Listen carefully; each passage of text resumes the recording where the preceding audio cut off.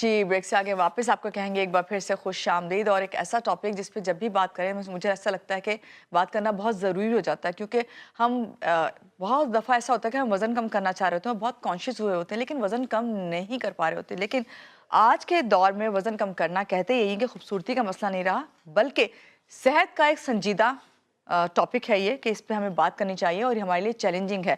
मोटापा, शुगर, फिर blood pressure और दिल के अमराज और कई दूसरी बीमारियां जो हैं उसका बाइस बनता है आपका जो वज़न है बढ़ जाना, जिसकी वजह से लोग जो हैं शॉर्ट जो है रास्ते इख्तियार करते हैं कि किस तरीके से जो है हम अपना वज़न कम कर सकते हैं। इसी तलाश में आजकल जो वेट लॉस करने जा रहे हैं लोग, उसके बाद क्या होता है वो नुकसान उठाते हैं और वो महंगे से महंगे ट्रीटमेंट करवा रहे होते हैं। और अभी मुझे याद पड़ता है कि कुछ दिन पहले बहुत ज़्यादा जो है इंजेक्शंस वेट लॉस के लिए आए थे जो लोग इस्तेमाल कर रहे हैं और आज तक कर रहे हैं। और अभी भी मैं एक फंक्शन था उसमें गई तो वहाँ पे बहुत सारे ऐसे लोग मुझे मिले जिनसे मैं काफ़ी दिन के बाद मिल रही थी, तो मैंने एकदम उन्हें देखा तो उनका वेट लॉस हुआ होता। मैंने फ़ौरन उनसे पूछा ये क्या किया आपने या किस वजह से हुआ।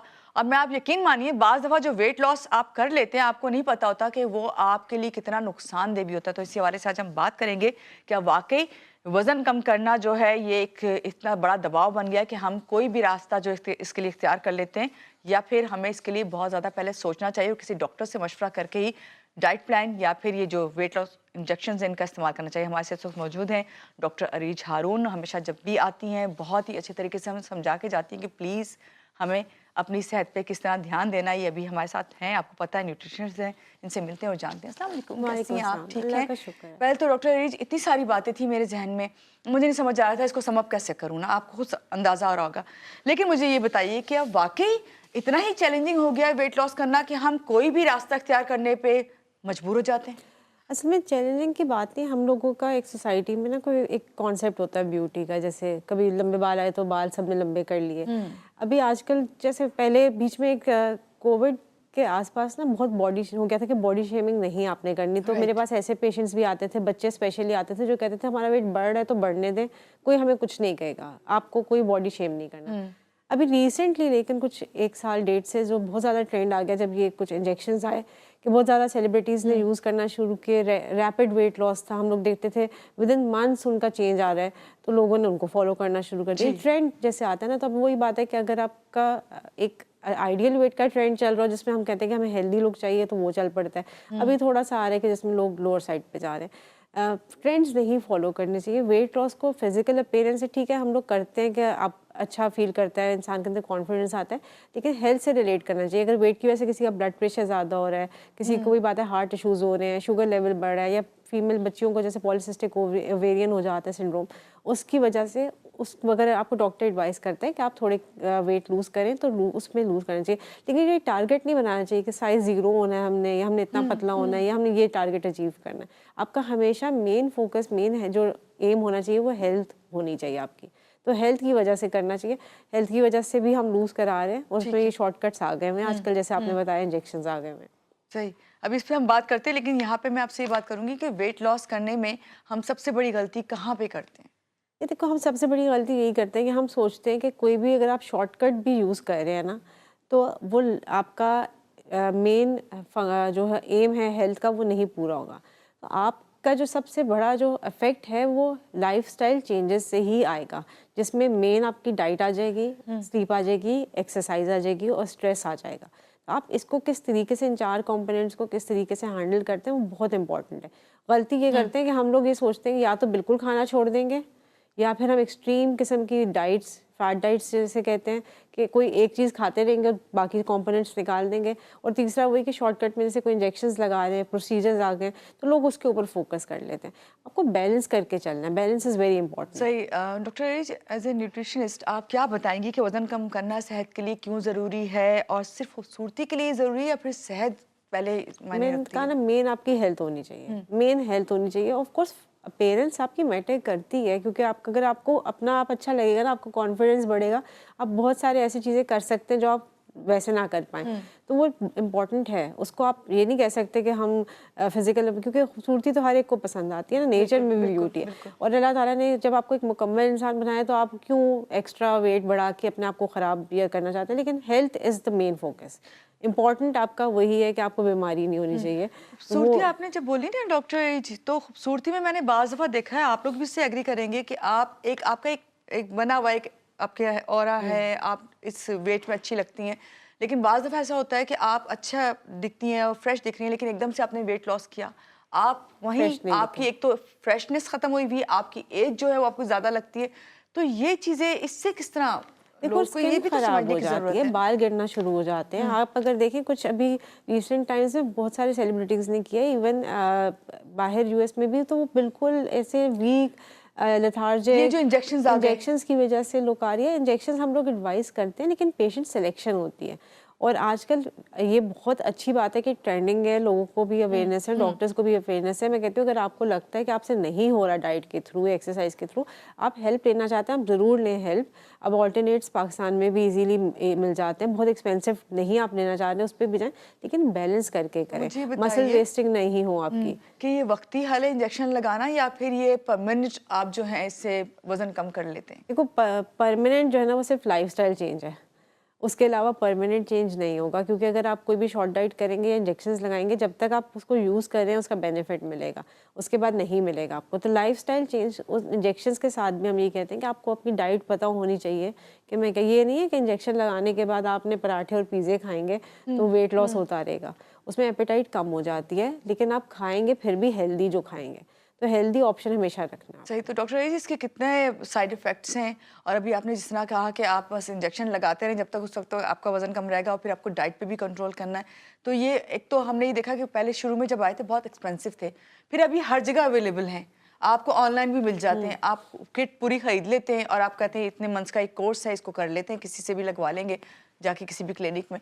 तो ये ज़रा बताइए कि कितने हार्मफुल हैं? क्या वो जो महंगे इंजेक्शन हैं, जो सही ब्रांड्स हैं, वही कारआमद हैं, या फिर ये जो आम मार्केट में अब देखो, दस्तयाब हैं? जो मेन दो आए थे उनके तो कॉमन नाम है, जैसे जी। ओजेम्पिक और मंजारो जो है कॉमन है। उसके ऑल्टरनेट्स अब पाकिस्तान में कंपनीज बना रही हैं, 2 कंपनी ज़्यादा बना रही हैं, उनके अच्छे रिजल्ट्स हैं।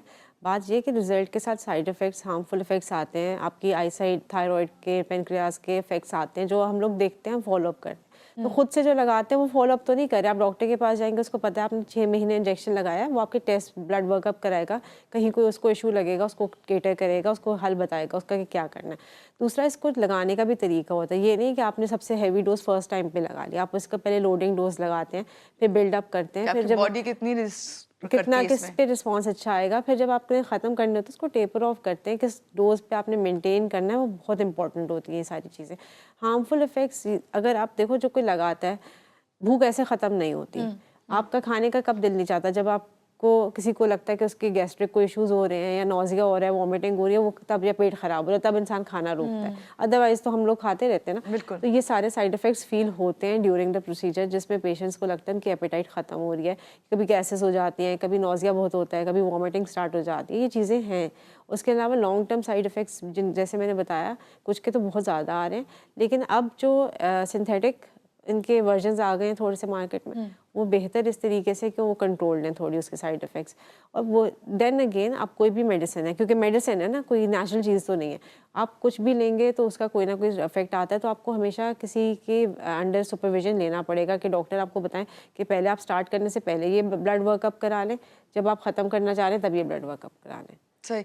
अच्छा डॉक्टर, अभी आप जब बता रही हैं ना इसके साइड इफ़ेक्ट्स, तो मैं आपसे ये जानना चाह रही हूँ, अक्सर ख़वातीन जो मेरी जानने वाली हैं, उन्होंने इसी तरह से जैसे वेट लॉस इंजेक्शन जो हैं वो लिए, और उसको जब वो लगा रहे हैं तो उसके बाद वो कहती हैं कि उन्हें वो वाले जो सिम्टम्स, जो साइड इफ़ेक्ट्स आप बता रहे हैं, ना नोज़िया फील हो रहा है, ना गैस्ट्रिक प्रॉब्लम फील हो रही है, जिसकी वजह से वो खाना पीना, उनको कोई सिम्टम्स फील ही नहीं हो रहा है। तो इसका क्या मतलब है कि वो फिर ओरिजिनल नहीं है जो आप इंजेक्शन आपने लिए हुए हैं, या बस आप और अपने लिए कोई मुश्किल लेके आ अच्छा रहे हैं? देखो, मैंने कहा ना, जैसे लोडिंग डोज होती है कभी कभी, क्योंकि कुछ पेशेंट्स ऐसे आते हैं जो काफ़ी एक्सपेरिमेंट्स अपने ऊपर कर चुके होते हैं, तो उनकी बॉडी इतनी रेजिस्टेंस पे होती है कि जो स्टार्टिंग डोज होती है ना, उनको फील नहीं होता कि कुछ, या फिर उनके हार्मोन्स इतने ज़्यादा, जैसे इंसुलिन बहुत ज़्यादा होगी तो उनको इनिशियली कुछ फील नहीं होगा, तो हम लोग उनकी डोज फिर बढ़ाते हैं, तो उसमें उनको फिर फील होना शुरू होते हैं, सिम्टम्स फील हो रहे हैं, अच्छा कुछ पता चल रहा है कि हाँ वेट लॉस स्टार्ट हुआ है।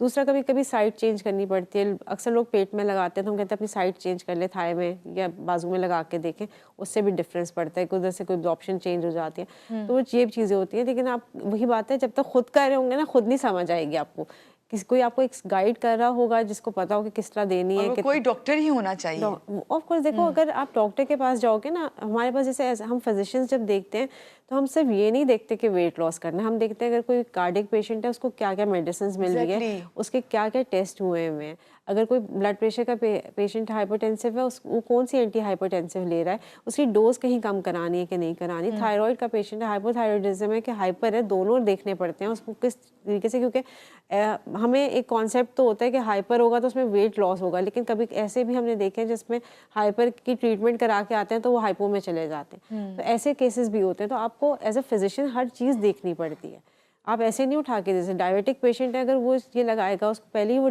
मेडिसिन ले रहा है, ओरल अगर ले रहा है और साथ तो ही इंजेक्शन लगाया तो उसका शुगर लेवल एकदम से ड्रॉप हो जाएगा, तो आप उसको उठा के किसी को भी ये नहीं कह सकते कि आप लगा तो लें। ये बहुत बड़ी गलतियां हैं जो हम कर लेते हैं। अच्छा डॉक्टर अरीज, लास्ट में आपसे ये जानना चाहूंगी कि वैसे अगर आपने नॉर्मली अपना वेट लॉस करना है और नेचुरल तरीके से, तो क्या करें? आप बताती तो ज़रूर हैं, हमेशा बताती हैं, लेकिन हमारे अमल करने वाली बात है ना असल चीज़ है। देखो 80% diet and then 20% exercise workout.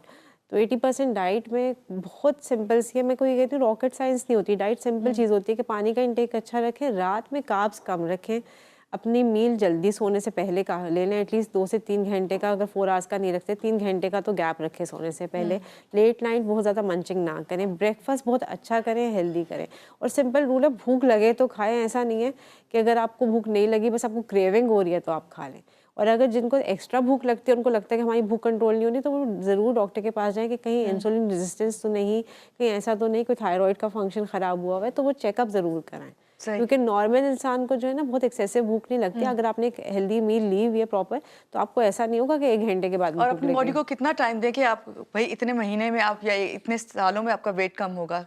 तो टाइम लगता है, वेट लूज करने में टाइम लगता है, फैट ये नहीं होगा कि सुबह बर्न, फैट का पूरा एक प्रोसीजर होता है, वो पहले ब्रेक डाउन होगा, फिर वो कन्वर्ट होता है ब्राउन फैट में, फिर एनर्जी में बनता है, यानी साल से 6 महीना जो है अपने आप को 6 to 8 मंथ्स कहीं नहीं गए। सही सही ठीक है, बहुत शुक्रिया आप आज के प्रोग्राम में आई, और ख़ास तौर से आपने जो बताया ना किस तरीके से हमें इंजेक्शंस का इस्तेमाल करना चाहिए, इसलिए हमने फोकस किया कि बहुत ज़्यादा लोगों की इस पे कॉल्स भी आती हैं और बात भी करते हैं कि ज़रूर डॉक्टर अरीज आएँ तो ज़रूर इनसे पूछें। एक बार फिर से आपका शुक्रिया, और आपको कहेंगे अपना बहुत ज़्यादा ख्याल रखें, खुश रहें, खुशियाँ बाँटें। अल्लाह हाफ़िज़।